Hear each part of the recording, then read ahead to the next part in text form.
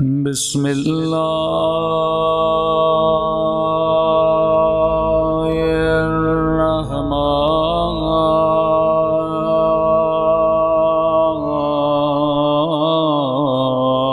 الرحیم۔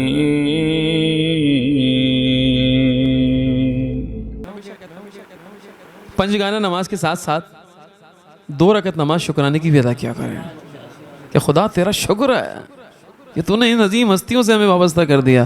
آج جانا ہوتے تو در بدر کی ٹھوکریں کھا رہے ہوتے۔ تو بس آئیے آج اس فرش عزا پر ہم سب بیٹھے ہیں تو کچھ فضائل بھی ہوں گے اور کچھ مصائب ہوں گے، سب مل کر پوری دل کی گہرائی کے ساتھ لگے کہ دل کو یقین ہو کہ ہم نے دل سے درود پڑھا ہے۔ سب مل کر ایک درود پڑھیے ذرا۔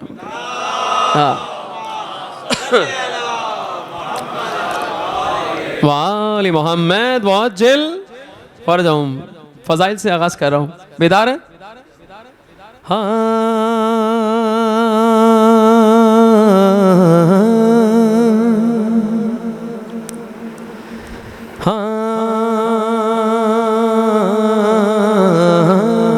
جزاک اللہ کہ جو ہم موت کو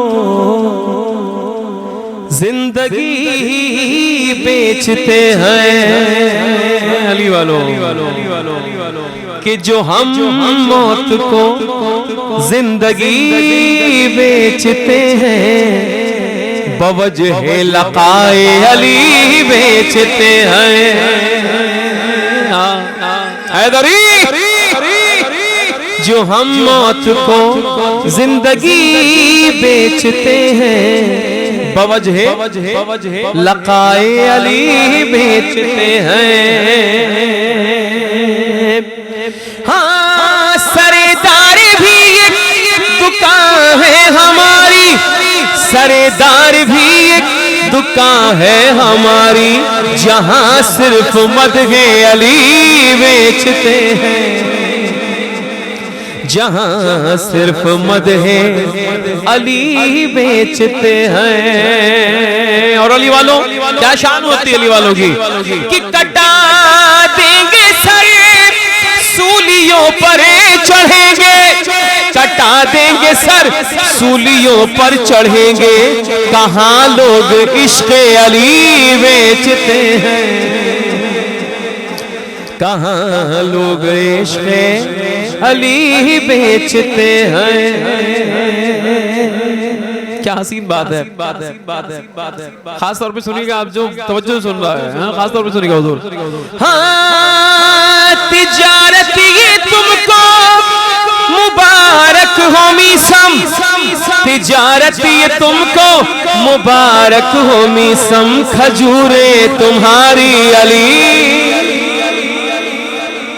بیچتے ہیں، کھجوریں تمہاری، کھجوریں تمہاری علی بیچتے ہیں۔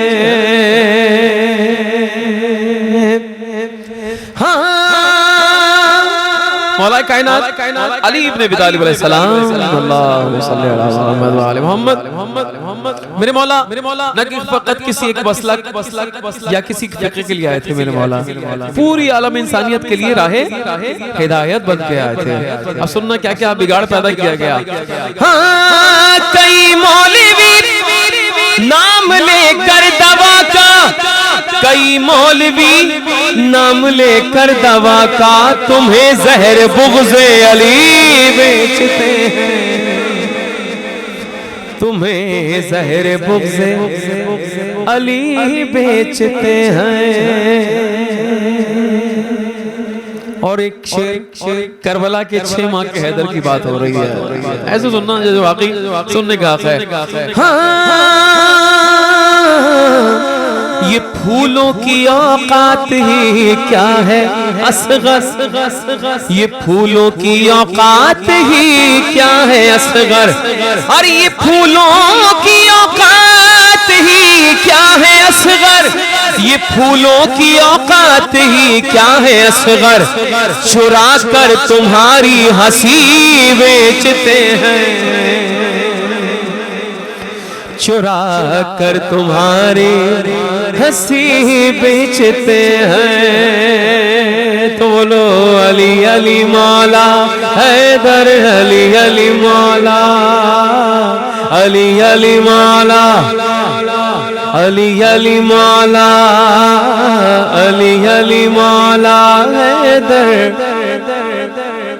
آغا سروش صاحب کا کلام ان کا مقطع کیا حسین مقطع لکھتے ہیں ہاں سروش ایسا بازار ہے شہر دل میں سروش ایسا بازار ہے شہر دل میں علی مشتری ہے علی بیچتے ہیں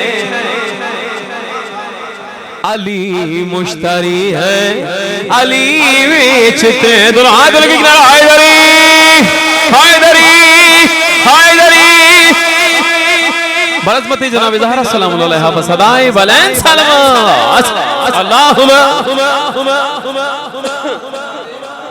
وآل محمد موجل پر جاؤں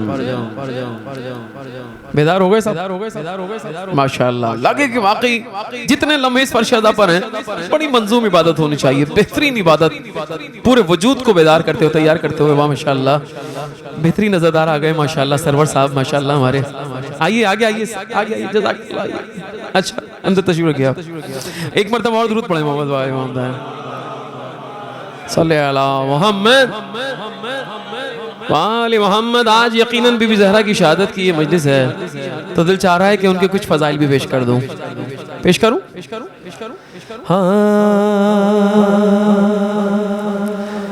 یا رازیہ یا مرضیہ یا طاہرہ یا سیدہ یا رازیہ یا مرضیہ یا طاہرہ یا سیدہ بولو یا رازیہ مرضیہ طاہرہ یا سیدہ یا سیدہ کی فخر آمنہ یہ فخر آمنہ سرمایہ رسول بھی ہے یہ فاطمہ بھی ہے زہرا بھی ہے بطول بھی ہے یہ فاطمہ بھی ہے زہرا بھی ہے بطول بھی ہے کہا جو بذرت منی تو ہو گیا معلوم دل رسول کی صورت ہے فاطمہ معصوم کمال علم سے ایسا بنا دیا مقصوم نصیب ہو گئے 11 امامتوں کے نجوم آخری آدمی تک توجہ کہ وقار بنت نبی وقار بنت نبی میں نہ کچھ کمی آئے خدا کے گھر میں اسی واسطے علی آئے مل گئے حیدری کہ وقار بنت نبی میں نہ کچھ کمی آئے خدا کے گھر میں اسی واسطے علی آئے یہ فاطمہ بھی ہے زہرا بھی ہے بطول بھی ہے یا رازیہ یا مرضیہ یا طاہرہ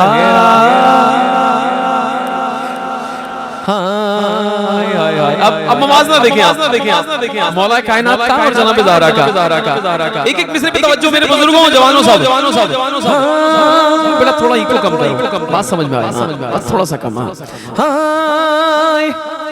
علی کی شان میں ناد علی کا آئینہ بطول حسن عمل سے نبی کا آئینہ علی امام مبی زندگی کا آئینہ بطول حسن عمل سے نبی کا آئینہ اور علی نہیں تو صداقت میں عرض و بطول نہیں، جہاں بطول نہیں ہے وہاں رسول نہیں۔ یہ فاطمہ بھی ہے، زہرا بھی ہے، بطول بھی ہے۔ کتنا اچھا سن رہے ہیں آپ ماشاءاللہ، خدا کی قسم حق یہی ہے، حق کی محبت یہی ہے کہ جب ان کی فضائل سنو تو بے ساختہ لوگوں سے صدا نکلے، سبحان اللہ۔ اور جب مصائب ہو تو آنکھیں اشکبار ہو جائیں۔ کاظم رضا اندر آؤ، عاطف اندر آئیے نا، آگے آئیے، اگلی صف میں آئیے، سب مل کر درود پڑھے محمد والے محمد پر وآل محمد۔ ابن علی بھی اچھا سن رہا ہے ماشاءاللہ۔ ہاں مل کے بولو، یہ فاطمہ بھی ہے، زہرا بھی ہے، بطول بھی ہے۔ یہ فاطمہ بھی ہے، زہرا بھی ہے، بطول بھی ہے۔ یہ فاطمہ بھی ہے، بطول بھی ہے۔ اور کائنات کا یہ عظیم گھرانہ کہ وہ ایک چھوٹا سا گھر، پوری کائنات کا دل، وہ ایک حجرہ امامت کے نور کی منزل، وہ بام و در جنہیں سجدے کرے مہے کامل، وہ ایک نخل کے سائے میں خلد کی محفل۔ اب اے سننا کہ ادب کے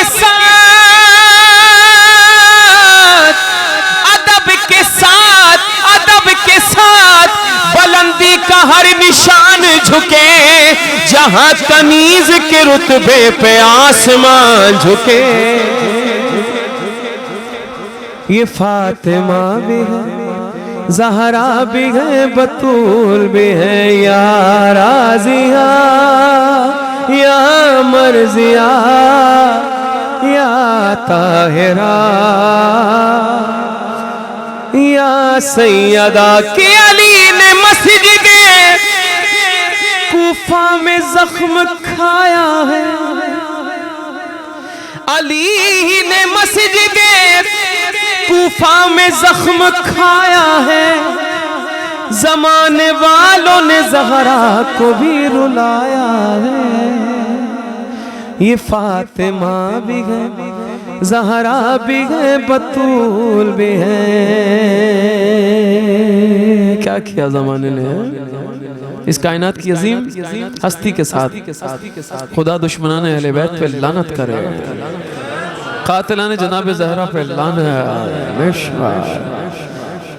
ابھی فضائل سنے سب کہ دل آمادہ ہو گئے۔ اب فرش عزا ہے اور اس یقین کے ساتھ کہ امام ہم سب کو دیکھ رہے ہیں، وہی ہیں وارث فاطمہ، وہی ہیں وارث کربلا۔ تو آئیے حق یہ ہے کہ اب آنکھیں اشکبار ہو جائیں اپنے امام کو پرسہ دیتے ہوئے جناب زہرا کا۔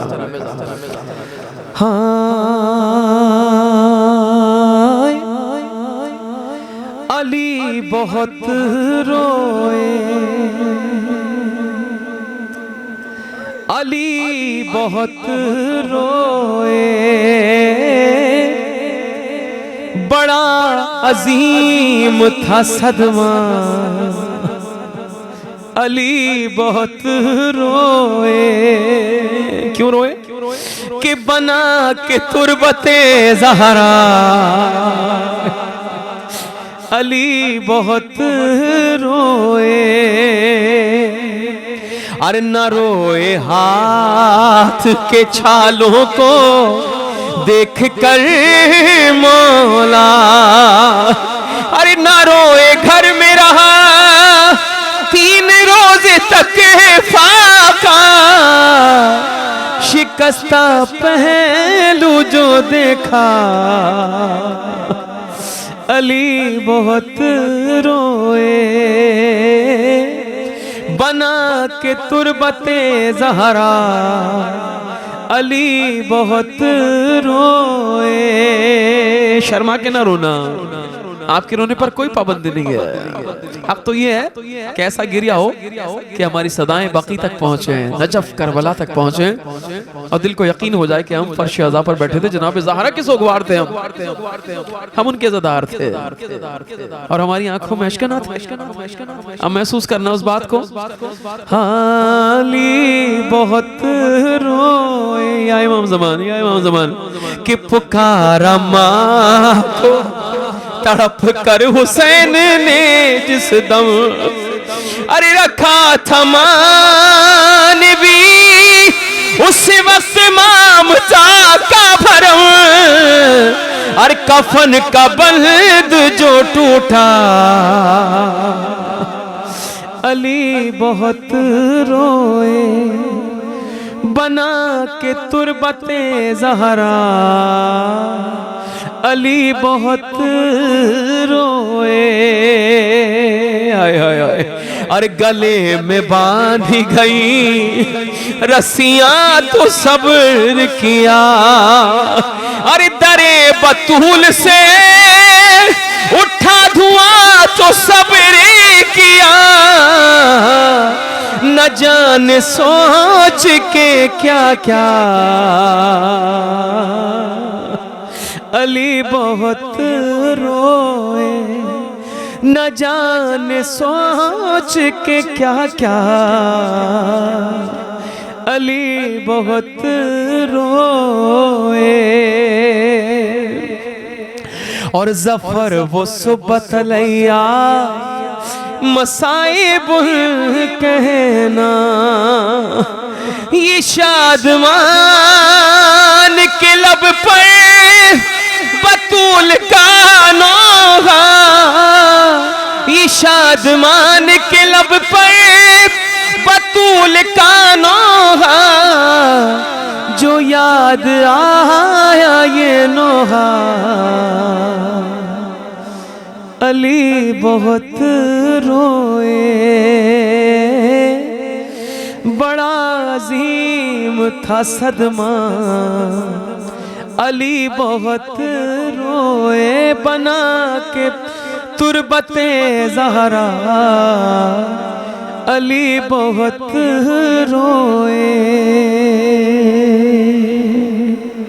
بس یہ آنکھیں اشکبار ہیں جناب زہرا سلام اللہ علیہ کے غم میں تو بس یہ وقت دعا ہے آئیے سب مل کر دعا کیجئے دست دعا بلند کیجئے سب مل کر کہ خدا ہم سب کو حقیقی معنوں میں سیرت احمد طاہری پہ چلنے کی توفیق عطا فرما ہمارے شہداء کی درجات کو بلند فرما اس گھر کے بزرگ اس گھر کے والد شہید رضوان زیدی کے درجات کو بلند فرما اللہ ان کی مغفرت فرما بروز محشر بوقت ظہور امام اگر ہم بھی اس جہاں میں نہ ہوں تو پروردگار ہم سب کو بھی ہماری قبروں سے اٹھاتے ہوئے لشکر امام میں شمار ہونے کی توفیق عطا فرما سعادت نصیب فرما امام کے ظہور میں تاجیل فرما سب مل کر بر عظمت برائے تاجیل ظہور امام زمان علیہ السلام بصدائے بلند صلوات اللہم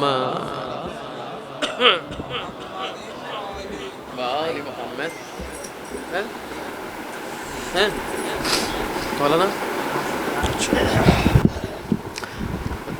درود پڑھ دیجئے محمد و آل محمد پر اللہم صلی علی محمد و آل محمد اگر دل آمادہ ہیں اور آنکھیں بیدار ہیں اور تیار ہیں اشکباری کے لیے تو جناب زہرا سلام اللہ علیہ کے مصائب تو پڑھ دیئے اب چھوٹی زہرا کے مصائب پیش کر رہا ہوں مولا آپ سب کو شام کی زیارت نصیب فرما چھوٹی شہزادی کے روضے کی زیارت نصیب فرما تو آئیے چھوٹی زہرا کے مصائب پڑھنے جا رہا ہوں کوشش کرنا خدا کی قسم کے آنکھیں ایک اشک بھی آ جائے نا تو دل کو یقین ہو جاتا ہے کہ ہم گھر سے گئے تھے مجلس میں گئے اور ہماری آنکھوں میں اشک تھے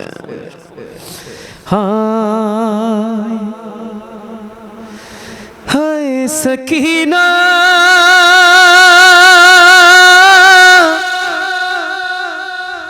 ہائے معصومہ ہائے معصومہ اے شمر ذرا کچھ رحم تو کھا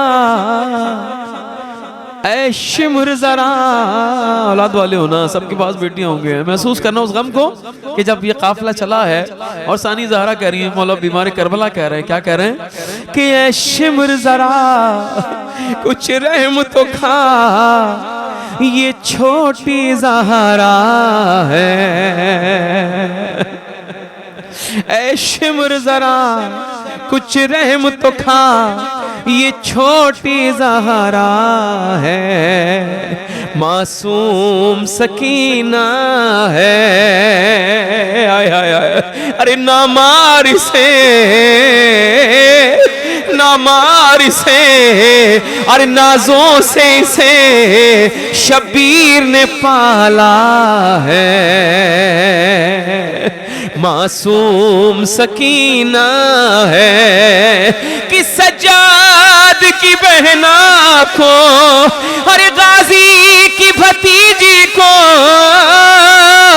مانگا ہے کنیزی میں اس پھول سی بچی کو شہ نے اپنے سجدوں میں جسے اللہ سے مانگا ہے معصوم سکینہ ہے ارے کیا جرم کیا اس نے کیوں اس کو رلاتا ہے ارے دکھلا کسے پانی مٹی پہ بہاتا ہے کیا تیری کوئی اولاد نہیں کیوں ظلم یہ ڈھاتا ہے معصوم سکینہ ہے آئے آئے آئے وہ شام کی زندان کا ایک منظر پیش کر رہا ہوں کہ ننے ننے ہاتھوں میں بابا کا سر ہوگا آئے آئے اب آپ جانے اور بھی زہرا جانے چھوٹی شہزادی جانے ہائے ایک رات سرے زندان شبیر کا سر لایا سر لے کر گودی میں بچی نے کیا نوحہ آنکھیں کھولو بابا دیکھو آنکھیں کھولو بابا دیکھو یہ کون ضعیفہ ہے معصوم سکینہ ہے اور روزے پہ نظر جب بھی اے شادمہ جاتی ہے پھر قلب تکلم کو پھر قلب مومن کو یہ بات رلاتی ہے صدیاں گزری چھوٹی بی بی زندان میں تنہا ہے معصوم سکینہ ہے تمام شہداء کے درجات کی بلندی کے لیے تمام حاضرین کے مرحومین جن کا کوئی فاتحہ پڑھنے والی ہم سب کی درجات کی بلندی کے لیے سب مل کر بر عظمت جناب زہرا سلام اللہ علیہا بصدائے بلند صلوات مومنین سے گزارش ہے کہ جو پیچھے ان سے گزارش ہے کہ وہ آگے آگے تشریف لے آئیں تاکہ بعد میں آنے والوں کو جو ہے وہ راستہ جگہ مل سکے میں ملتمس ہوں حجت الاسلام والمسلمین قبلہ مولانا عارف شاہ کاظمی سے کہ وہ آئیں اور جناب سیدہ کی بارگاہ میں خطابت پیش کریں نعرہ تکبیر نعرہ رسالت نعرہ حیدری بر محمد وآل محمد صلوات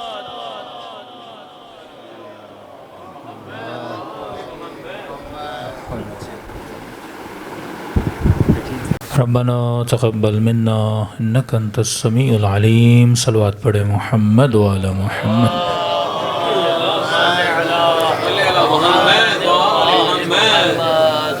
بسم اللہ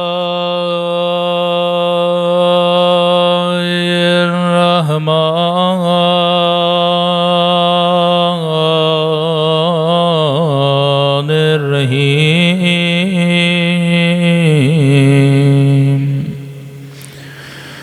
الحمد للہ رب العالمین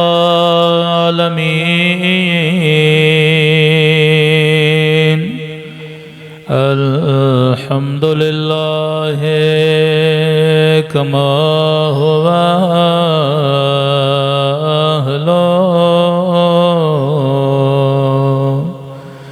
الصلاة والسلام على سيد المرسلين وخاتم النبيين أبي القاسم محمد اللهم صل على محمد وعلى آله الطيبين الطاهرين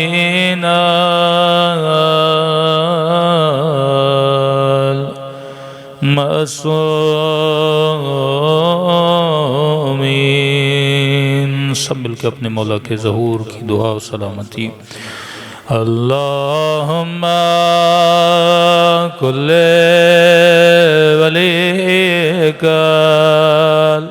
حجت ابن الحسن صلواتک علیہ وعلی آبائه فی هذه الساعة وفي كل وليا وحافظا وقائدا وناصرها ودليلا وناء حتى تسكنه أرضك طوعا وتمتعه فيها طويلا برحمتك يا أرحم الراحمين صلوات پڑھیں محمد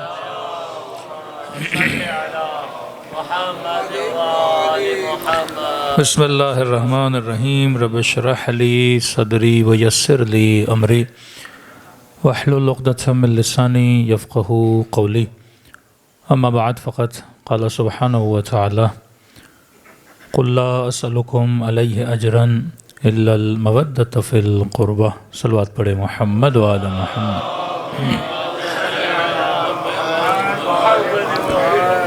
دعا ہے پروردگار عالم ہم سب کی عبادتوں کو اپنی بارگاہ عالی میں قبول فرمائے اور جس مقصد زندگی اور حیات کو لے کر یہ مجالس رکھی جاتی ہیں خدا ان مقاصد میں ہم سب کو کامیابی نصیب فرما دے۔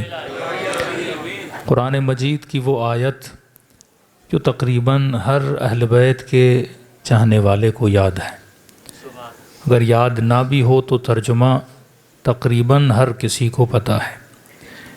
کائنات میں ایک محبت کا تقاضا ہوا ہے اور ایک محبت کو واجب قرار دیا گیا ہے۔ ہو سکتا ہے آپ کسی پھول کے بارے میں کسی شخص کے بارے میں بولیں کہ میرا دل نہیں، مجھے اچھا نہیں لگتا، لیکن یہ محبت ایسی ہے اس میں میری مرضی نہیں خدا کی مرضی ہے۔ تجھے اچھا لگے نہ لگے لیکن خدا کو اچھا لگتا ہے کہ آل رسول سے بندہ محبت کرے، آل رسول کا عشق اپنے دل میں پالے۔ کبھی ایک آیت آپ نہیں دکھا سکتے جس میں خدا نے کسی صحابی کے لیے بولا ہو کہ اس کی محبت واجب ہے، لیکن یہ صرف علی اور آل علی کے لیے بولا گیا کہ ان کی محبت کو خدا نے بندے پہ کیا کیا ہے؟ واجب کیا ہے۔ اور محبت کسی نتیجے میں واجب ہوئی ہے۔ مثلاً گھر میں آپ مجلس کرواتے ہیں کہ دکان سے کرائے پہ آپ لاؤڈ منگواتے ہیں، اب مومن مجلس کرانے کے بعد بولے کہ میری مجلس قبول ہو گئی، حکم شریعت یہ ہے کہ جب تک لاؤڈ والے کے پیسے نہیں دو گے تب تک خدا مجلس کا اجر بھی نہیں دے گا۔ آپ نے گلستان میں گھر بنایا، مزدور نے بڑی محنت کی، آپ کا گھر تیار ہو گیا، اب آپ اعلان کرتے پھریں کہ میں نے امام حسین کی مجلس کرانی ہے، نیا گھر بنایا ہے، میں نے حدیث قصہ کروانی ہے اور میں نے ذکر اہل بیت کرانا ہے، اور یہاں پہ آپ خرچہ کر کے ذکر اہل بیت کرا رہے ہیں اس گھر میں، اور دوسری طرف مزدور دروازے پہ کھڑا ہے کہ بندہ خدا یہ مزدوری جو کی ہے پیسے تو مجھے دو، تو آپ یہ بولیں کہ بھائی ابھی پیسے نہیں ہیں، تھوڑا خرچہ ہو گیا ہے مولا کی مجلس پہ، بعد میں لے لینا، تو یہ سارے ثواب لٹکتے رہیں گے جب تک مزدور کی مزدوری نہ ادا کی جائے۔ فرمایا مزدور کا پسینہ خشک ہونے سے پہلے اس کی مزدوری اسے دی جائے۔ اور کائنات میں سب سے بڑی مزدوری اگر خدا کے لیے کسی نے کی تو وہ محمد مصطفیٰ ہے۔ آج اگر مسلمان بڑے نازوں سے حج کر رہا ہے، یہ کس نے سکھایا؟ رسول نے۔ آج اگر تیرا ماتھا وحدہ لا شریک کی دربار میں جھکتا ہے تو کسی بت کے سامنے اپنا ماتھا نہیں جھکاتا، یہ کس نے تجھے بتایا؟ رسول نے بتایا۔ آج اگر تیری ماؤں بہنوں کے سروں پہ چادر ہے، یہ حیا کا درس کس نے دیا؟ مصطفیٰ نے دیا۔ آج تیرے گھروں میں تیری بیٹیوں کی عزت ہے، وقار ہے، یہ کس نے سکھایا؟ رسول نے سکھایا۔ آج آپ یورپ چلے جائیے، ایک ایسا معاشرہ جہاں پڑھے لکھے لوگ ہیں، ٹائی پینٹ سوٹ پینٹ پہنا ہوا بندہ، لیکن اسے یہ نہیں پتا کہ نجاست کیا ہوتی ہے، طہارت کیا ہوتی ہے۔ لیکن کسی مسلمان ملک کے دیہات میں چلے جاؤ، ایک ان پڑھ بوڑھا ہوتا ہے، کچھ آئے نہ آئے لیکن اسے یہ ضرور پتا ہوتا ہے کہ نجس کیا ہوتا ہے، پاک کیا ہوتا ہے۔ یہ نجاست اور طہارت کا فلسفہ تجھے کس نے سکھایا؟ یہ رسول نے سکھایا۔ اگر رسول نہ ہوتے تو ہم نجاستوں میں ہوتے، اگر رسول نہ ہوتے تو ہم جہالتوں میں ہوتے۔ یہ آج غیرت، یہ حیا کا درس تجھے کس نے بتایا؟ رسول نے بتایا کہ عرب کا ایک ایسا معاشرہ جہاں بیٹیوں کو زندہ دفن کر دیا جاتا تھا، اگر گھر میں بیٹی پیدا ہوتی تو چہرے کی رنگت بدل جاتی تھی۔ اور اسی معاشرے میں، کیونکہ سب سے مشکل ترین کام یہ ہوتا ہے کہ معاشرے کی غلط سنتوں اور رواجوں کا مقابلہ کرنا، اگر آپ اپنی فیملی میں بھی کھڑے ہو جائیں کہ یہ رواج غلط ہے، یہ رسم غلط ہے، تو پورا خاندان آپ کے مقابلے میں آ کے کھڑا ہو جاتا ہے۔ اب پورے مکے کی غلط رسموں کا مقابلہ کرنے کے لیے مصطفیٰ آئے، پورے مکے کی غلط رواجوں کا مقابلہ کرنے کے لیے رسول آئے۔ ایک ایسا معاشرہ جہاں بیٹی کو دفن کر دیا جاتا تھا، کوئی وقت نہیں تھی، کوئی عزت نہیں تھی عورت کی، اور اسی معاشرے میں اپنی بیٹی کے احترام میں کھڑے ہو جانا، یہ کس نے سکھایا؟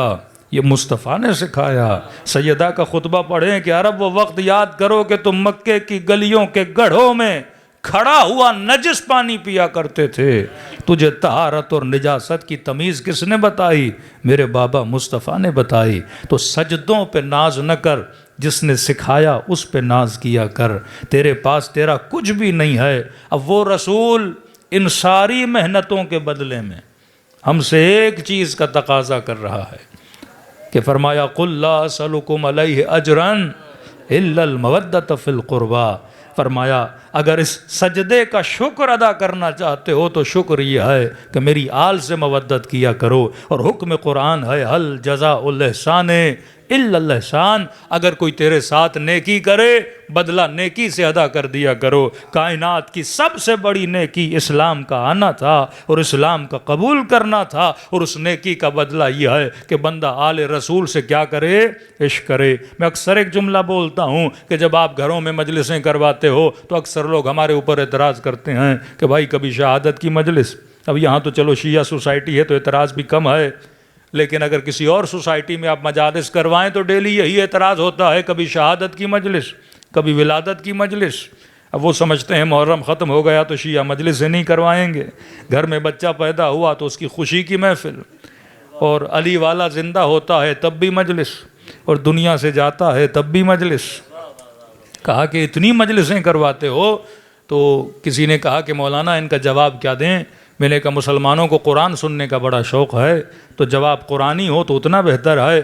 تو آج کے بعد یہ نہ کہا کرو کہ میں مجلس حسین میں جا رہا ہوں، میں مجلس جشن میں جا رہا ہوں، میں ذکر اہل بیت سننے جا رہا ہوں۔ آج کے بعد اگر کوئی پوچھے نا کہاں جا رہے ہو تو جواب قرآنی دیا کرو، اور یہ بولا کرو میں اجر رسالت کو ادا کرنے جا رہا ہوں۔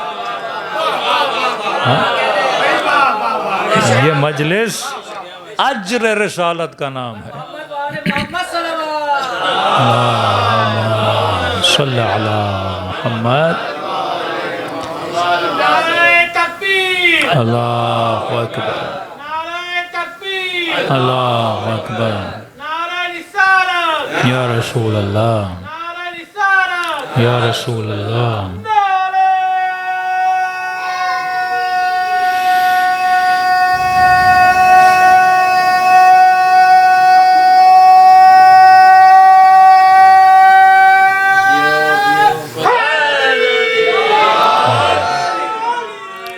सलावत पढ़े मोहम्मद व आले मोहम्मद।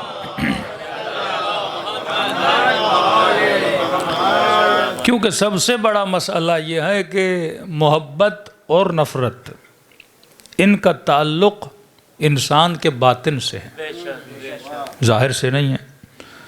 अब आँखें कितनी हैं बंदा देख के बता सकता है, कान कितने हैं बंदा देख के बता सकता है, सर पे बाल हैं कि नहीं बंदा देख के बता सकता है, चेहरे पे दाढ़ी है कि नहीं बंदा देख के बता सकता है। पता कैसे चले कि दिल में मोहब्बत है कि नहीं? मोहब्बत एक एहसास बातिनी है, बुग़्ज़ भी एक एहसास बातिनी है। आज सारे मुसलमान कहते हैं हमें आले रसूल से मोहब्बत है, हमें कैसे पता चले? यानी जो यजीद का नारा मारते हैं वो भी बोलते हैं कि हम भी आले रसूल से मोहब्बत करते हैं, सिर्फ ठेका शियों का थोड़ी है। ये क्यों बोला जाता है कि शिया सिर्फ आले रसूल से मोहब्बत करते हैं? कि हम भी करते हैं। अब पता कैसे लगे? ज़बान से दावा करना दुनिया का आसान तरीन काम है। मैं हमेशा कहता हूँ नारा लगाना आसान है कि कहाँ या अली कहना और कहाँ अली के साथ रहना। अली का नाम कहना बड़ा आसान है, लेकिन अमीरुल मोमिनीन की तरह रहना ये दुनिया का सबसे मुश्किल तरीन काम है। अगर मोहब्बत का ताल्लुक़ इंसान के बातिन से न होता, खुदा कभी भी सूरह मुनाफिकून को नाज़िल न करता। का हबीब ये जो मोहब्बत के दावे कर रहे हैं, ज़बान पर कुछ है दिलों में कुछ है। और तभी कहा कि मोमिन और मुनाफिक की निशानी ये है कि अली का नाम लिया करो। चेहरा खिल जाए तो बंदा मोमिन है, चेहरा बिगड़ जाए तो समझना मुनाफिक है।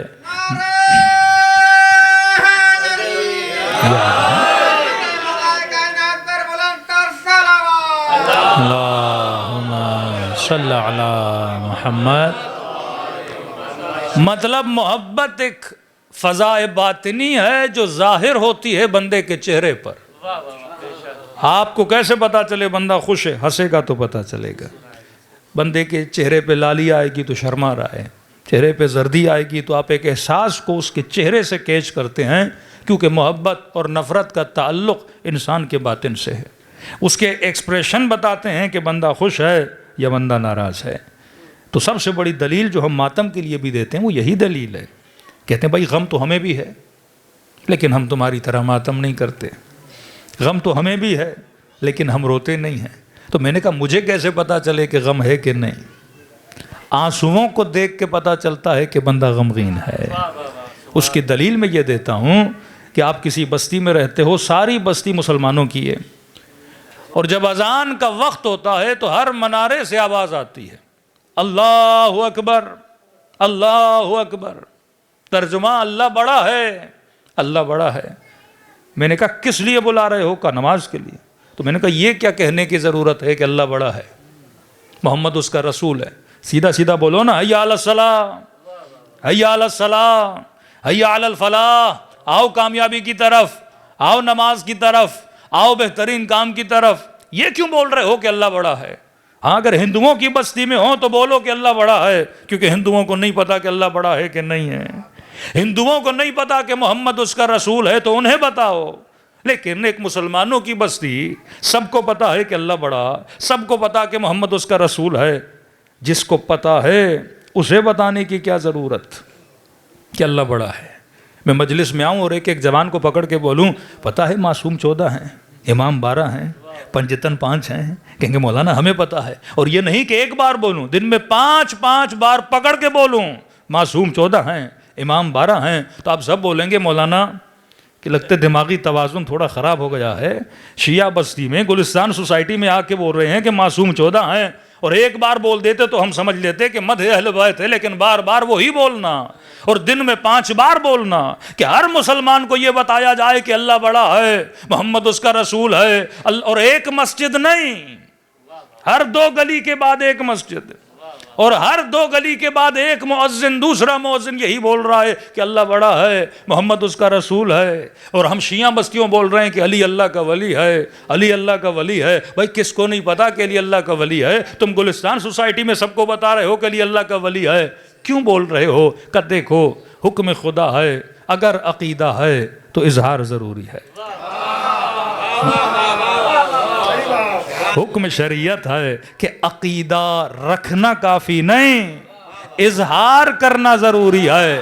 جب اظہار کرو گے تو پتا چلے گا بندہ موحد ہے، محمد کی رسالت کو ماننے والا ہے۔ میں نے کہا بالکل اسی طرح غم رکھنا کافی نہیں ہے، ماتم کے ذریعے اظہار کرنا ضروری ہے، کہ پتا تو لگے کہ تیرے دل میں غم حسین ہے، تیرے دل میں غم سیدہ ہے، تو غم کا بھی اظہار ہوتا ہے۔ بیٹے کی شادی ہو، کیا تو اظہار نہیں کرتا؟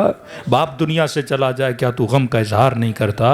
ہاں، یہ طریقے فطری طریقے ہیں۔ اگر کوئی چیز قلب بشر میں ہے اس کا اظہار ضروری ہے۔ تبھی خدا نے محبت محمد اور آل محمد کو انسان کے لیے واجب قرار دیا۔ تو اگر محبت ہے تو اس کا اظہار بھی ضروری ہے۔ اظہار ذریعے کیا ہے کہ اگر ان کے گھروں میں خوشیاں ہوں تو ہم خوشیاں مناتے ہیں، اگر ان کے گھروں میں غم ہوتا ہے تو ہم غم کا اظہار کرتے ہیں، اور یہی اجر رسالت ہے۔ نماز قبول نہیں ہوتی جب تک محبت اہل بیت نہ ہو، سجدے نہیں رہتے جب تک سجدے کرنے والے کے قلب میں محبت محمد اور آل محمد نہ ہو۔ صلوات پڑھے محمد و آل محمد پر۔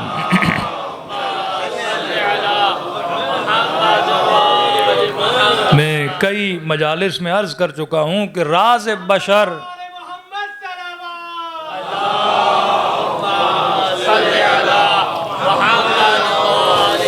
اب شاید کسی کے ذہن میں یہ سوال پیدا ہو کہ خدا نے مودت اہل بیت کو واجب کیوں کیا؟ ہاں، کیونکہ زندگی کا راز محبت ہے۔ یعنی اگر آپ زندگی سے محبت نکال دو کچھ بچتا ہی نہیں، کچھ نہیں بچتا۔ ہماری پوری زندگی کی ڈائریکشن کیا ہے؟ محبت ہے۔ مثلا فَإِنَّمَا تُوَلُّوا فَثَمَّ وَجْهُ اللَّهِ، جہاں بھی چہرہ کرو خدا ہے۔ لیکن کہا کہ جب نماز پڑھو تو چہرے کو کس کی طرف کرو؟ کعبے کی طرف کرو۔ مطلب سارے مسلمانوں کی قلوب کی ڈائریکشن کیا ہو؟ اللہ کا گھر ہو۔ مطلب قلوب کی ڈائریکشن محبت پروردگار عالم ہو۔ کبھی کبھی یہ ہوتا ہے کہ بندے کا ماتھا کعبے کی طرف ہوتا ہے، دل شیطان کی طرف ہوتا ہے، تو اس نماز کا کوئی فائدہ نہیں ہے۔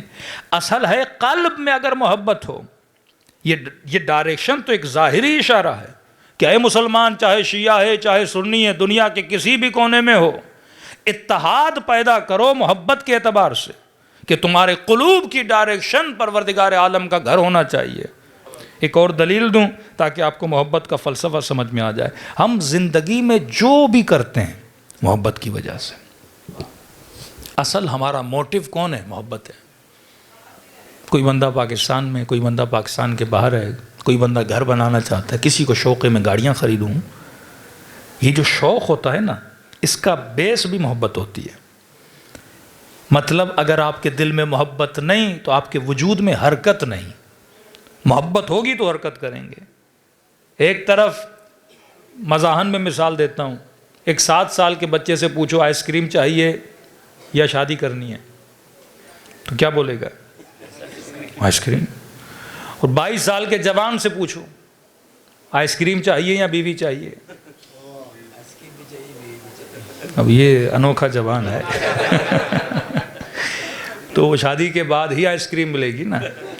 لیکن اگر آپشن رکھا جائے نا کہ یا یہ ملے گا یہ ملے گا، تو جوان بولے گا شادی کرنی ہے، بچہ بولے گا آئس کریم۔ بچہ جوان کو پاگل سمجھے گا کہ یہ آئس کریم کو چھوڑ کے شادی کے پیچھے جا رہا ہے، اور جوان بچے کو پاگل سمجھ رہا ہے کہ اسے کیا پتا آئس کریم کی کیا ویلیو اور بیوی کی کیا ویلیو ہے۔ ہاں، کیونکہ دونوں کے دلوں کی محبت الگ ہے۔ محبت موٹیو ہے نا، محرک ہے۔ محبت ہے تو یہ بندہ آئس کریم کے پیچھے جا رہا ہے، محبت ہے تو کھلونوں کے پیچھے جا رہا ہے۔ جوان ہوتا ہے تو شادی کے پیچھے، شادی کے بعد مال کے پیچھے، اس کے بعد پھر بچوں کی محبت میں گرفتار ہوتا ہے، پھر بچوں کے لیے جمع کرنا شروع کر دیتا ہے۔ اصل یہ محبت ہے جو کسی کو مصلی تک لے جاتی ہے، کسی کو میخانے تک لے جاتی ہے۔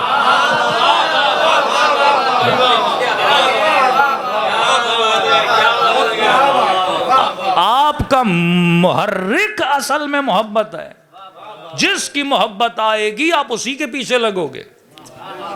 محبت علی کی ہے تو بندہ علی کے پیچھے. قصور مسلمان کا نہیں ہے، مسئلہ محبت کا ہے. تبھی خدا نے کہا کہ میں محبتوں سے تجھے نہیں روکتا، میں شروع میں بتا رہا ہوں کہ محبت کا چناؤ اچھا ہونا چاہیے.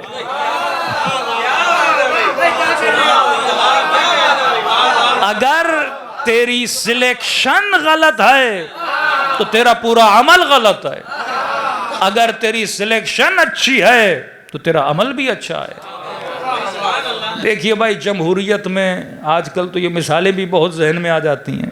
1.5 سال سے جو پاکستان کا مسئلہ چل رہا ہے تو آج تک یہی بحث ہے کہ سلیکشن ہوگی یا الیکشن ہوگا. تو سارا ڈیپینڈ ہے. سلیکشن غلط تو ملک کا ستیہ ناش، سلیکشن صحیح تو ملک بھی اچھا. تو ایک پاکستان میں اگر سلیکشن اچھی نہ ہو تو ملک کا نظام بگڑ جاتا ہے، اور اسلام میں اگر سلیکشن اچھی نہ ہو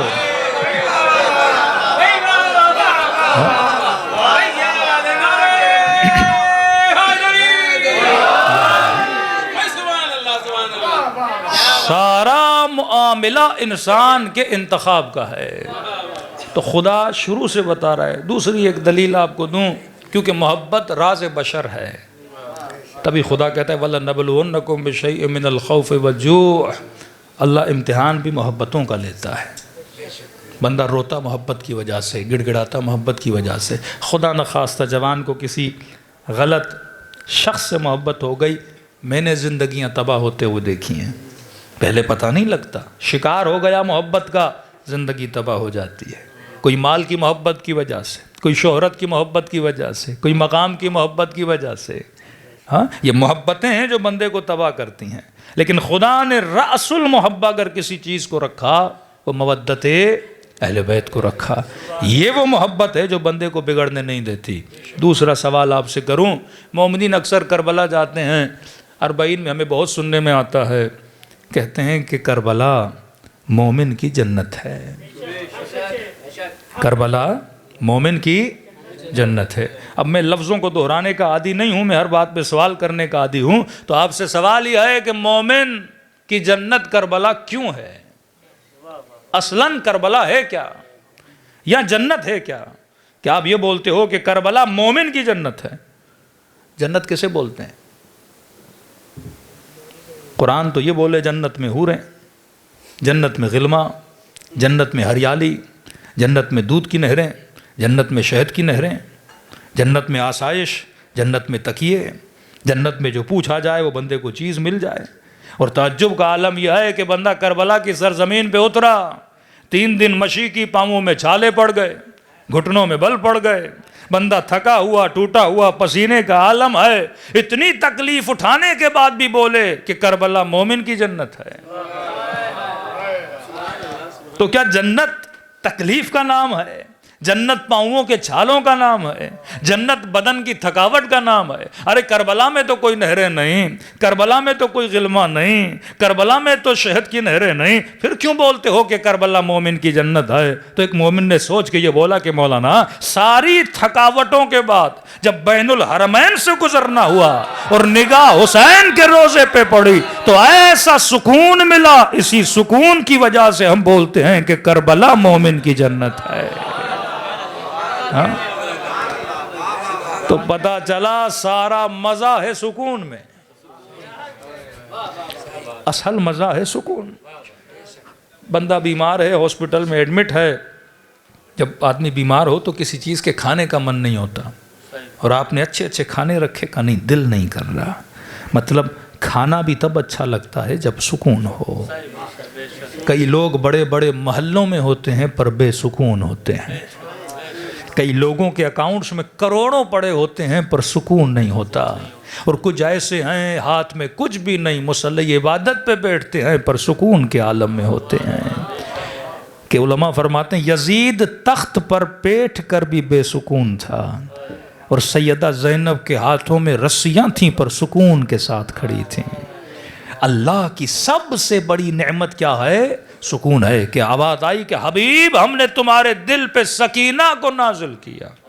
ہم نے تمہارے دل پہ سکون کو نازل کیا۔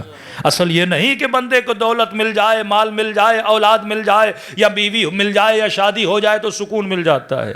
ہاں یہ ضرور ہے، ان چیزوں سے سکون ملتا ہے، پر عارضی سکون ملتا ہے۔ کئی لوگ ہیں تمنا ہوتی ہے فلاں گاڑی مل جائے، 2 مہینے کے بعد گاڑی کا سکون ختم ہو جاتا ہے، پھر کہتے ہیں اور بڑی سواری کے پاس جاؤں۔ یعنی تمنائیں دن بدن جنم لیتی ہیں، کہتا ہے یہ ملے گا تو سکون ملے گا، مل جائے تو سکون، پھر اگلی تلاش میں چلا جاتا ہے۔ گھر ملے گا تو سکون ملے گا، گھر لے لیتا ہے، پھر اگلی تلاش میں چلا جاتا ہے۔ تو اصل جو مزہ ہے وہ سکون میں ہے، تبھی بندہ مسلسل سکون کی تلاش میں رہتا ہے۔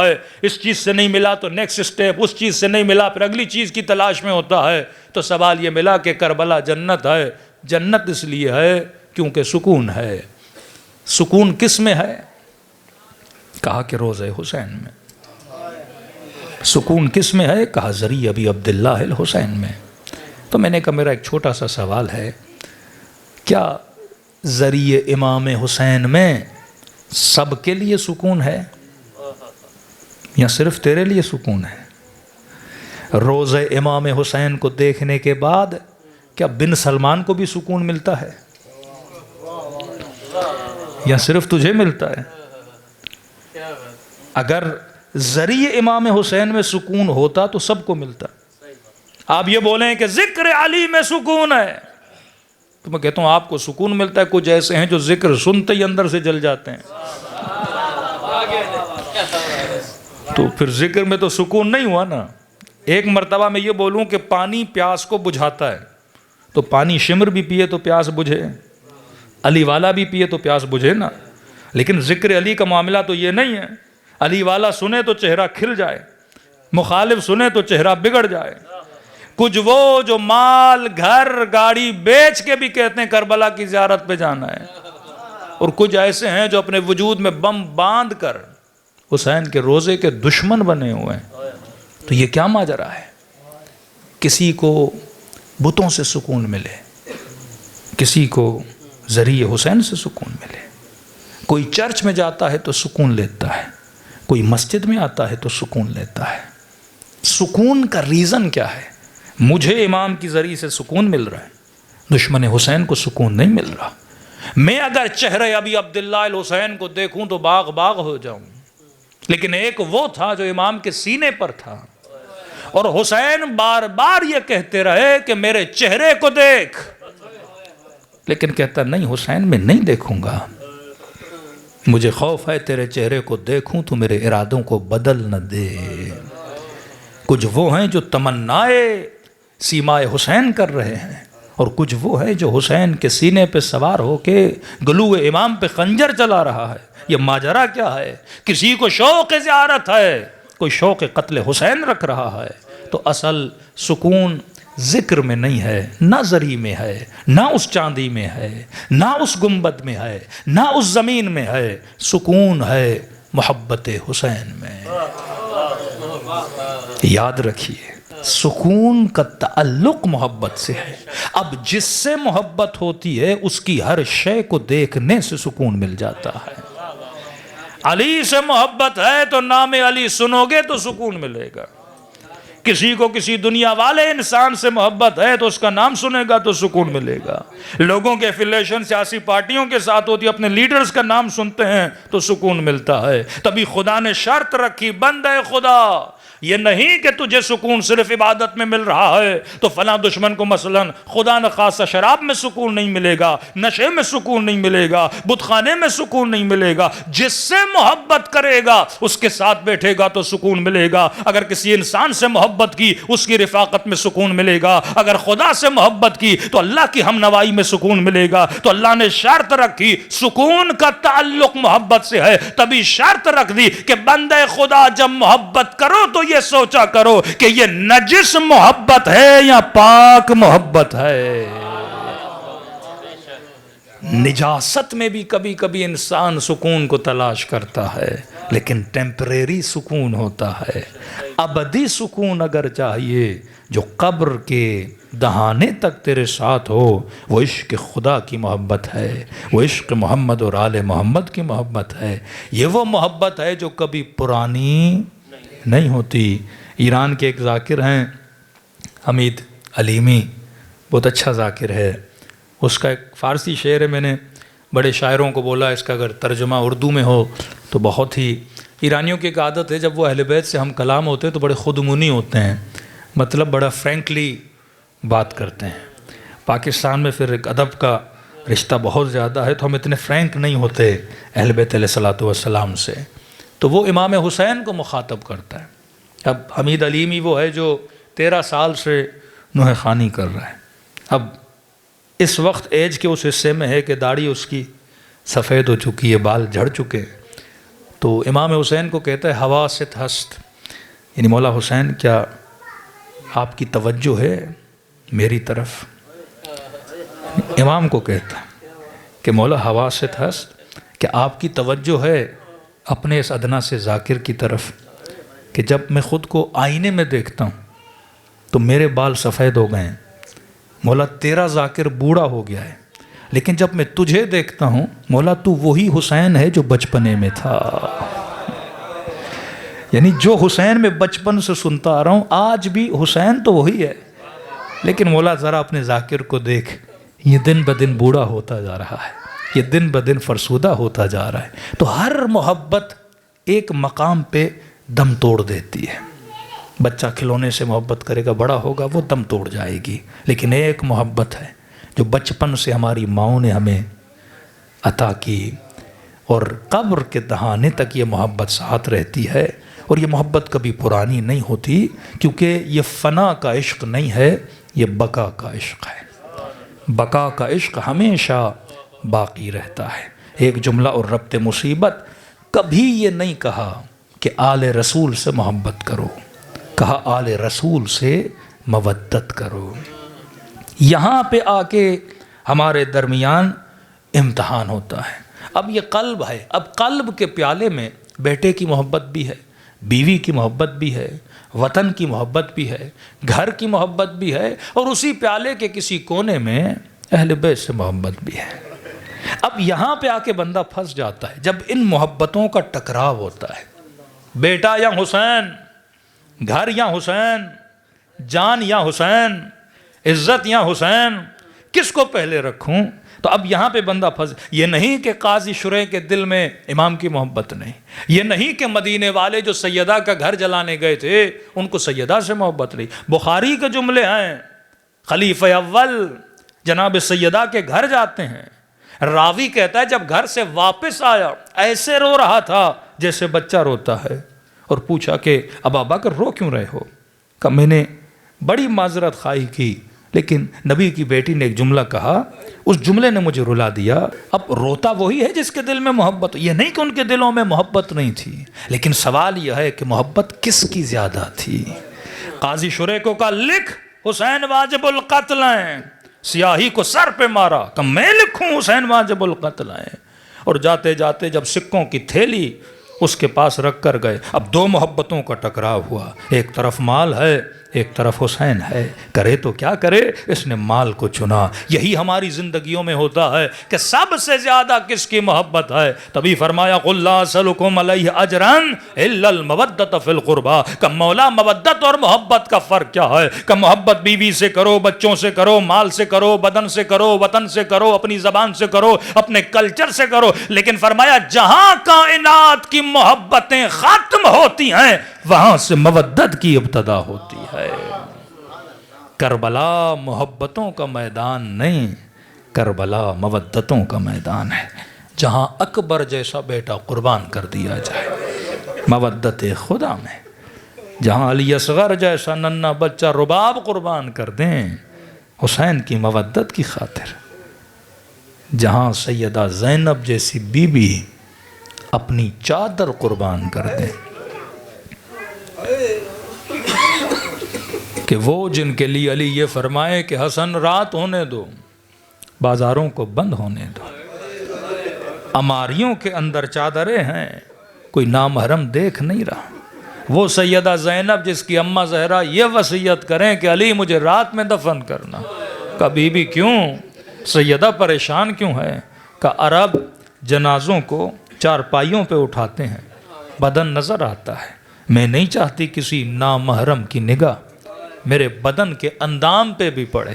فضا نے کبھی بھی ہمارے یہاں تابوت بنایا جاتا ہے، وصیت کی کہ رات کے اندھیرے میں بھی میرے جنازے کو تابوت کے اندر رکھا جائے۔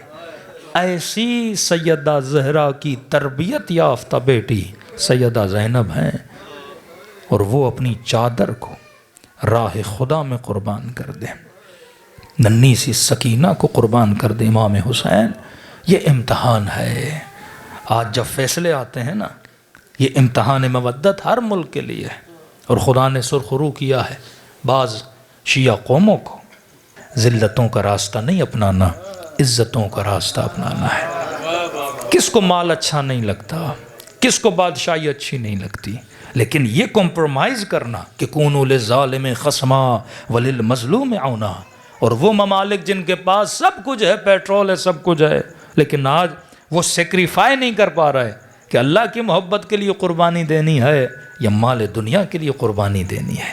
یہ وہ درس ہے جو فرش ازا سے آپ کو ملتا ہے کہ مومن، ہم محبت سے خدا منع نہیں کرتا، اولاد سے محبت کر، مال سے، جس سے محبت کرنی ہے محبت کر، لیکن یہ محبت اہل بیت کی محبت سے آگے نہ نکل جائے۔ سیدہ نے کیا پیغام دیا کہ پسلیاں توڑوا دیں راہ ولایت میں۔ کس کو اپنی شکم میں اپنا بچہ اچھا نہیں لگتا، لیکن بچہ قربان کر دیا راہ ولایت میں۔ حجر بن عدی صحابی امیر المؤمنین ہے۔ اصحاب بہت تھے، کیا جناب زبیر کو محبت نہیں، لیکن یہی زبیر جنگ جمل میں علی کے مقابلے میں کھڑا ہے۔ محبتیں رنگ کم کرتی گئیں، لیکن مودت کا رنگ کبھی کم نہیں ہوتا۔ یہ حجر وہ ہے کہ حجر علی کو سب و شتم کرو، کہ نہیں کروں گا، کہ قتل کر دیے جاؤ گے، کا پرواہ نہیں، کا زندہ جلا دیں گے، کا پرواہ نہیں، کا وجود کا قطع کر دیں گے تلوار سے زندہ زندہ، کا پرواہ نہیں، کا حجر تیرے بیٹوں کو مار دیں گے، کا پرواہ نہیں۔ جب دیکھا یہ نہیں ڈر رہا، کیونکہ ایک ہی محبت رسوخ کر گئی تھی اس کے وجود میں، وہ مودت محمد اور آل محمد تھی۔ اور تلوار لے کر جب حجر کا سل قلم کرنے کے لیے آگے بڑھے، حجر نے کہا 1 منٹ کی مہلت دو۔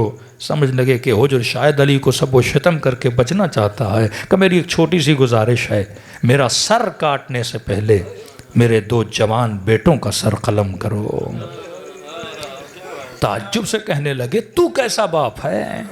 ارے بوڑھا باپ کہتا اللہ مجھے جواں بیٹوں کا مرنا نصیب نہ کرنا، مجھے جواں کی لاش نہ دکھانا، پہلے میں مروں پھر میرے بیٹوں کو دنیا سے اٹھا دینا۔ تو کیسا باپ ہے جو بیٹوں کو سامنے جاتا ہوا دیکھنا چاہتا ہے؟ کہ مسئلہ بیٹوں کی محبت کا نہیں، مسئلہ علی کی مودت کا ہے۔ کہیں ایسا نہ ہو مجھے مرتا ہوا دیکھیں اور دامن علی کو چھوڑ دیں، پہلے انہیں جنت میں بھیجوں گا پھر علی کی قدم بوسی کے لیے جاؤں گا۔ یہ وہ تاریخ کی مودتیں ہیں۔ آج یہی چکر ہے مسلم ممالک کا، دنیا کا، کہ تم فیصلے کس محبت کی وجہ سے کرتے ہو۔ یہ زندگی کا قدم قدم ہم سے فیصلے کرواتا ہے، اور انسان کو سوچنا چاہیے کہ میرے دل میں کس کی محبت زیادہ ہے۔ اور اہل بیت کا وعدہ ہے جتنا ہمیں یاد کرو گے اتنا ہم تجھے یاد کریں گے۔ آیت اللہ العظمیٰ گل پائگانی بیٹے کے خواب میں آئے کہ بابا دنیا میں ایک دن ملے واپسی کا، کون سا عمل انجام دو گے؟ کہ بیٹا معصوم کی زیارت کو جاؤں گا، امام رضا کے روزے پہ جاؤں گا۔ مشہد کے مقیم تھے۔ کہ وہ کیوں؟ کہ اگر زندگی میں 30 بار امام کی زیارت کے لیے گیا بالفرض، ہر ایک زیارت کے بدلے میں 3 مرتبہ امام مجھ سے ملنے کے لیے آئے۔ اب دل تڑپ رہا ہے کاش زیادہ زیارتیں کرتا اور عالم برزخ میں زیادہ ان کی ملاقات ہوتی۔ یہ تو مرنے کے بعد بندہ پچھتاتا ہے۔ میں نے کئی بار مجلسوں میں ربط مصیبت کے لیے بات عرض کی ہے۔ اہل بیت کریم ہیں، سخی وہ جو مانگنے پہ عطا کرے، کریم وہ جو نہ مانگنے پر بھی عطا کرے، کریم وہ جو بندے کو کسی نعمت سے محروم نہ کرے۔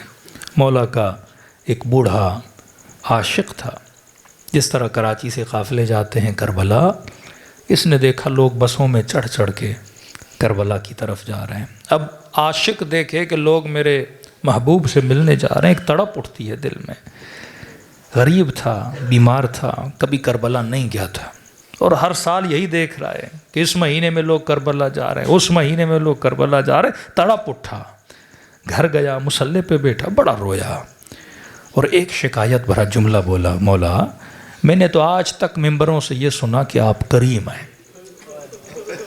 مولا یہ کیسا کرم ہے جو صرف امیروں پہ ہوتا ہے، یہ کیسا کرم ہے جو صرف صحت مندوں پہ ہوتا ہے.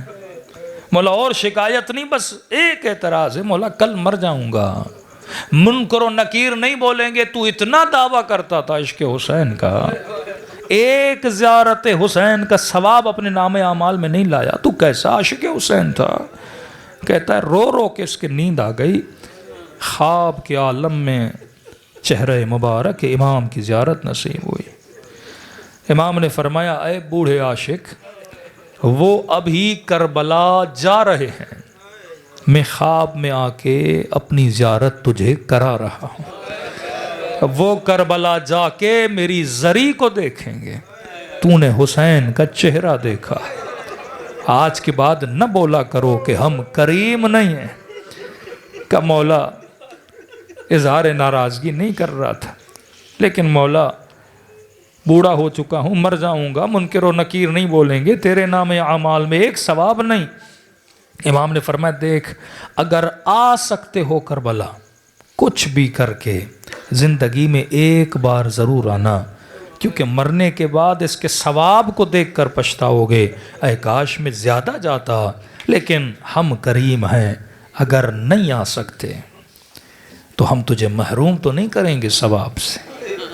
ہم کریم ہیں کہ جب کبھی دل کرے زیارت حسین کا تو مجھ غریب کو خلوص سے دل سے ایک سلام کیا کرو، خدا سلام کے صدقے میں تجھے ثواب زیارت حسین عطا کرے گا. تعجب سے کہنے لگا مولا ایک سلام سے ثواب مل جائے گا؟ کہ عاشق ایک شرط ہے. مولا کون سی شرط ہے؟ فرمایا جب مجھ حسین کو سلام کرو، اگر نہ چاہتے ہوئے تیری آنکھوں سے آنسو نکل آئیں، کہ اس وقت یہ مت سمجھنا یہ تیرے آنسو ہیں، حسین نے تجھے تیرے سلام کا جواب دیا. ان کریموں کے ماننے والے ہو، اس در پہ کوئی اپنی مرضی سے نہیں آتا، یہاں قلوب کو بلاوا ہوتا ہے کہ آجا عشق حسین کا شربت پی لے، دلوں کو کربلا لے کر چلیں اور اس امام کی غربت کو سلام کریں. یہ ایام امام حسین کی یتیمی کے ایام ہیں، یہ ایام سیدہ زینب کی یتیمی کے ایام ہیں، یہ ایام امام حسن کی یتیمی کے ایام ہیں، یہ ایام علی ابن ابی طالب کی مظلومیت کے ایام ہیں.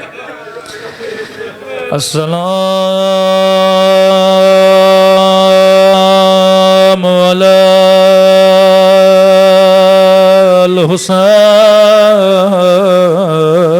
الحسین وعلی علی ابن الحسین وعلی اولاد الحسین وعلی اصحاب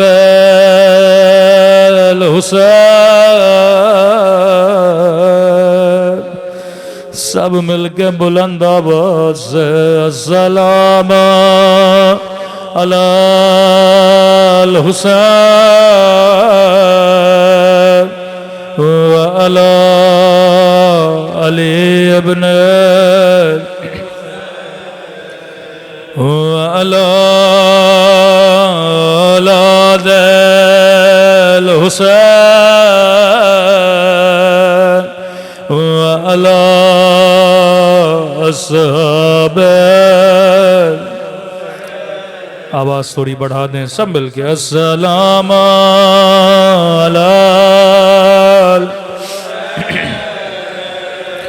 وعلی علی ابن وعلی اولاد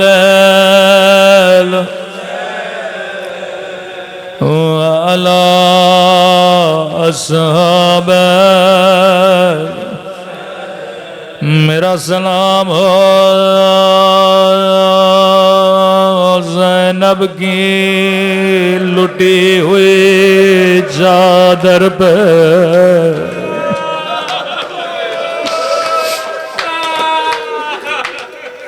میرا سلام ہو بچپن میں جھکی ہوئی کمر پہ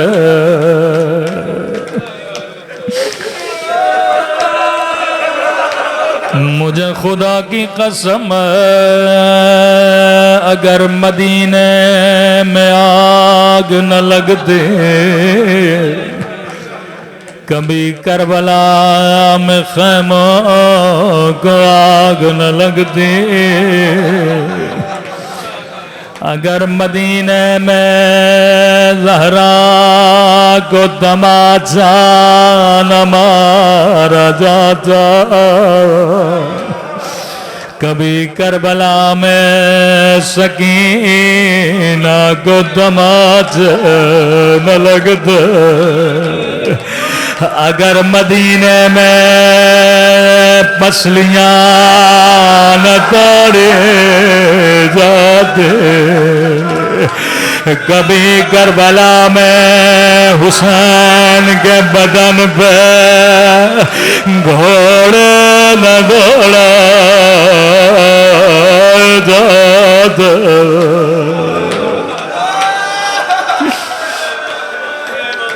تبھی امام زمانہ ان تماچوں کو یاد کر کے روتے ہیں میں ہر مجلس میں امام زمانہ کے سلام ضرور پڑھتا ہوں اگر کربلا میں کسی مصیبت کو یاد کر کے رو رہے ہیں یقیناً اس مصیبت کا تعلق مدینہ کی مصیبت سے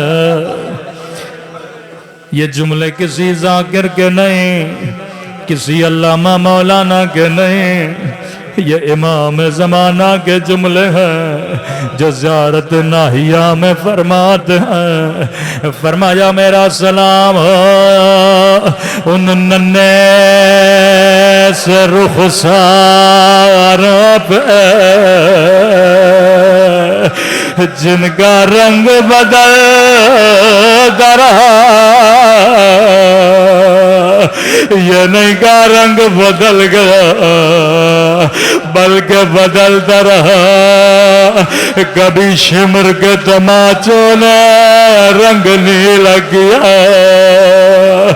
کبھی ظالم کے تماچوں نے رنگ کالا کیا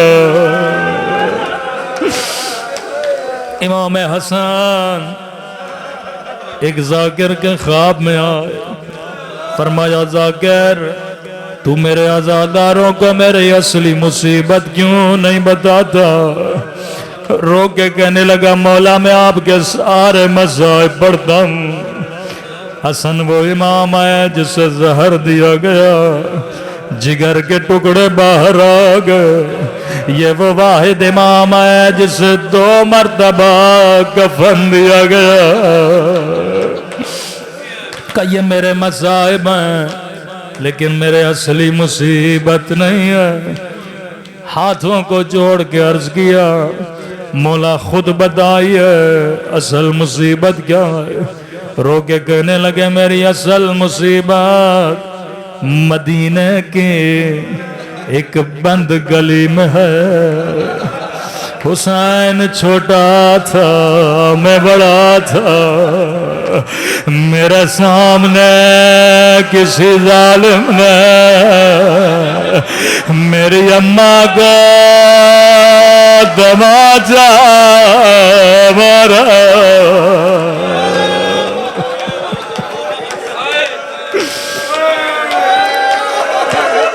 میں یہ مصیبت محسوس کرانے کے لیے بڑی معذرت کے ساتھ ایک مثال دینا چاہوں گا میں نے کسی جوان سے کہا میں نے کہا جوان اگر کسی بند گلی میں تیرے سامنے تیری ماں کو کوئی تماچا مارے تو کیا کرو گے؟ رو کے کہنے لگا مولانا دعا کرو اللہ موت دے، پر یہ منظر کبھی نہ دکھائے۔ میں نے کہا پوری زندگی حسن روتے رہے، جب جب اماں کا چہرہ حسن کو یاد آتا تھا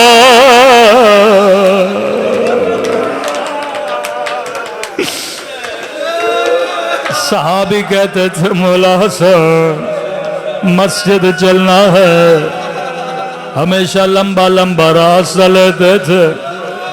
ایک دن کسی نے اعتراض کیا مولا اس گلی سے چلیے، یہ راستہ بڑا قریب ہے۔ رو کے کہنے لگے بچپن سے لے کے اب تک زندگی گزر گئی، میں کبھی اس گلی سے نہیں گزرا۔ کہنے لگے مولا کیوں نہیں گزرتے؟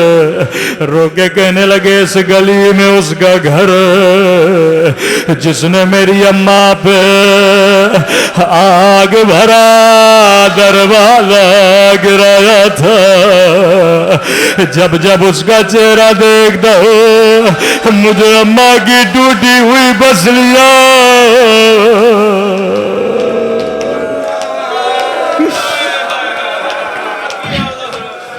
مولا حسن یہ سارا مجمع آپ کی مظلومیت پہ قربان۔ مولا زندگی گزر گئی، کبھی اس ظالم کا چہرہ دیکھنا پسند نہ کیا جس نے سیدہ پہ دروازہ گرایا تھا۔ مولا حسن تھوڑی دیر کے لیے کربلا آئی ہے، ایک 4 سالہ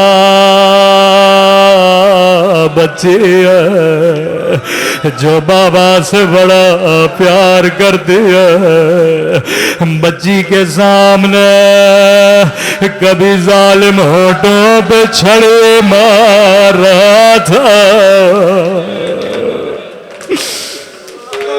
بڑی روایت کے سخت جملے راوی کہتا لٹا ہوا قافلہ لئیں کی دربار میں کھڑا تھا۔ یزید لئیں تخت پہ بیٹھا، اللہ جانے شمر لئیں نے گانوں میں کیا کہا۔ لئیں نے ایک مرتبہ قیدی بیبیوں کو دیکھنا شروع کیا۔ یزید تو اندھا ہو جاتا، کبھی علی کی بیٹیوں کو نہ دیکھتا۔ اس کی نگاہ ننھی سی سکینہ پہ پڑ گئی۔ لئیں سکینہ کو دیکھ کے کہتا ہے بچی بتا تیرا نام کیا ہے؟ اب روایت کے جملے بڑے سخت ہیں۔ راوی کہتا ہے بچی کے ہونٹ ہلے پر آواز نہیں نکلی۔ دوبارہ لئی نے کہا میں تجھ سے پوچھ رہا ہوں بتا تیرا نام کیا ہے؟ راوی کہتا ہے بچی کے ہونٹ ہلے لیکن آواز نہیں نکلی۔ تیسری مرتبہ غصے میں کہا میں تجھ سے پوچھ رہا ہوں مجھے نام کیوں نہیں بتاتے؟ یہاں امام زین العابدین کی آواز آئی معلوم بچی بتا تو رہی ہے لیکن گردن کی رسی بڑی تنگ ہے، بچی کی آواز کیسے نکلے؟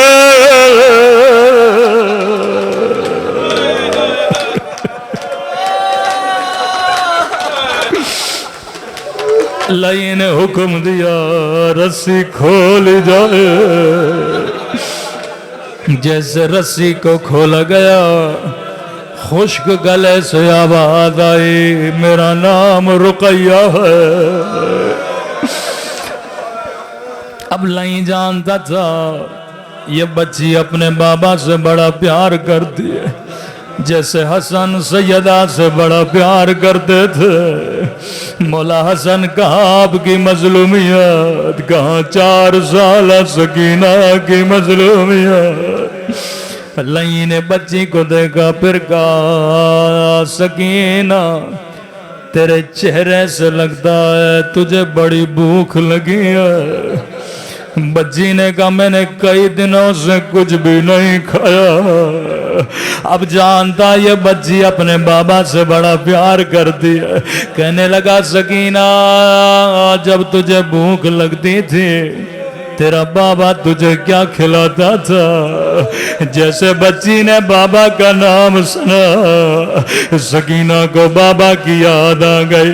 کہنے لگی جب بھوک لگتی تھی بابا مجھے اپنے گھٹنے پہ بٹھاتا تھا، اپنے ہاتھوں سے مجھے کھجور کھلاتا تھا۔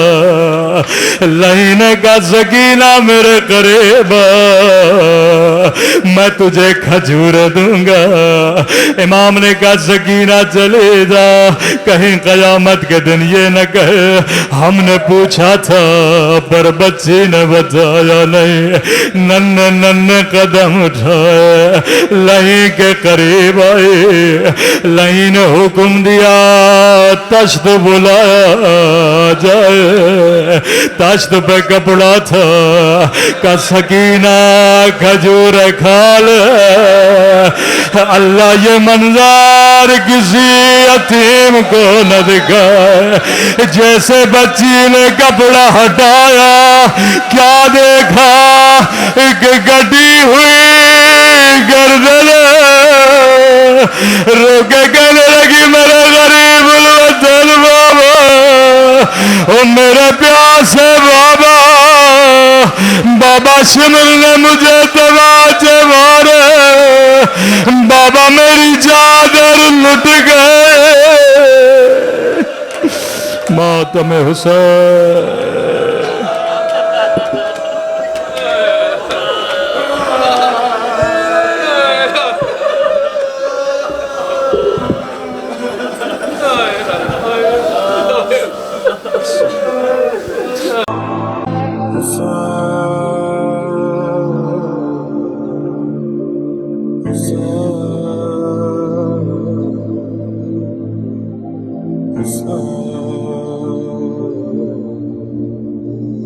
السلام